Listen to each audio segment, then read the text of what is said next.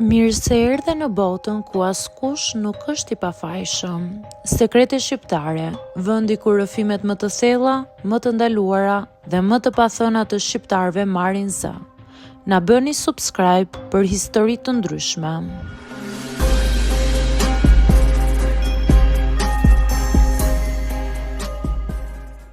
Mora shtatë zënë që ta ndaja nga gruaja, por nuk arrita dot. Unë quhem Klara, 30 vjeçe, dhe deri pak vite më parë besoja se dashuria është betejë dhe fiton ai që lufton fort. Por sot e kuptoj sa gabim isha. Historia ime nuk është për të marrë shembull, por për të treguar se çfarë ndodh kur i beson iluzionit më shumë se sa realitetit. Ishte verë, ora rreth 10 e mbrëmjes, kur në zyrë hyri Arbeni, drejtori i kompanisë ku unë punoja. Eleganca e tij kishte një qetësi që ta merrte krejt mendjen. Unë punoja si asistente e departamentit, ndërsa ai ishte i paprekshmi, duke mbajtur në dorë vendime që ne të tjerët mund t'i merrnim vetëm si urdhra. Kur më fliste, e ndjeja veten si qeri pas diellit. Ngrohesha, por edhe digjesha. Kudo që pyesja më thoshte të njëjtën gjë, mos u afro. Ai është i martuar dhe ka fëmijë, ka familje. Por ai vetë krijoi distancë deri ditën që vendosi ta shkelte. Një natë më vonë se zakonisht më kërkoi të rija për një projekt urgjent. Zyra ishte bosh, drita gjysmë të fikura dhe heshtja rinte pezull si një sekret që priste të shpërthente. Klara, më pëlqen mënyra si punon dhe diçka më shumë, më tha ai me një ton që nuk e kisha dëgjuar më parë. S'kishte më drejtues dhe vartës, ishte një burrë dhe një grua e pambrojtur para tundimit. Ajo natë ndryshoi gjithçka. Në fillim mendova se ai do të largohej, por jo. Ai më kërkonte takime të fshehta, më dërgonte mesazhe gjatë natës duke më thënë gjëra që më bënin t'i besoja.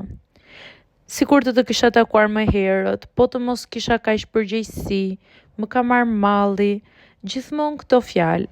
Asnjëherë nuk thoshte që unë po iki nga gruaja ime për ty.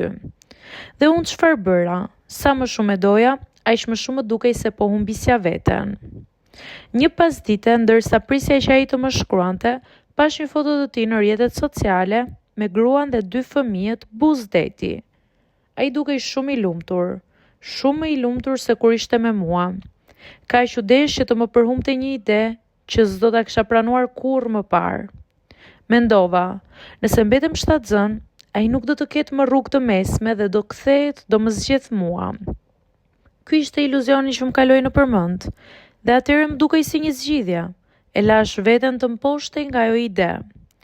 Kur bëra testin e shtatzanisë, u shfaq vija e zbet blu, përlota fytyrën me trishtim, gëzim, frikë dhe triumf njëkohësisht.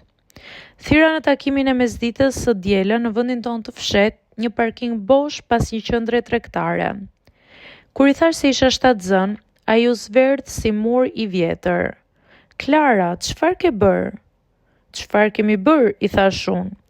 Ky është fundi, e kupton? Më tha ai. Dhe me aq pak fjalë, gjithë iluzioni im u thërmua. Ai nuk më përqafoi, nuk më tha do jem me ty, vetëm u uli syt dhe tha, unë nuk do ta lë kurrë familjen për ty. Qava 3 net pa ndërprerje, pastaj filloi pjesa më e vështirë, t'i thosha vetes të vërtetën.